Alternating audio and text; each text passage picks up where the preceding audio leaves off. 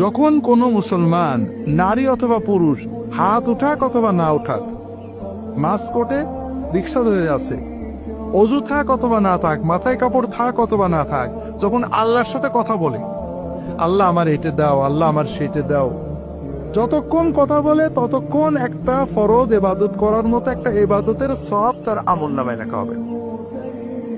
2 নম্বর লাভ হলো, এই যে দোয়া করছেন, আল্লাহ কোনো দোয়া ব্যর্থ করেন না। আপনি যা চাবেন, আল্লাহ এবারে ভর্তি পরীক্ষা দিছি, আল্লাহ এবার পরীক্ষা দেবো, আল্লাহ একটা চাকরি করছে, আল্লাহ আমার ছেলেটার এই অবস্থা এটা করে দেওয়া, এটা আপনি আল্লাহর সাথে বিড়বিড় করে কথা বলছেন, মনে মনে কথা বলছেন। আল্লাহর কাছে যাই চাবেন, আল্লাহ সঙ্গে সঙ্গে দোয়াটা কবুল করে নেবেন। তবে আল্লাহ দেবেন 3 ভাবে, 1 ভাবে। হয় যেটা চাইছেন ওইটা দেবেন, নইলে আপনার একটা বিপদ কাটিয়ে দেবেন, নইলে আল্লাহ আখিরাতে জান্নাতে আপনার জন্য সব জমা করে রাখবেন। লস নেই।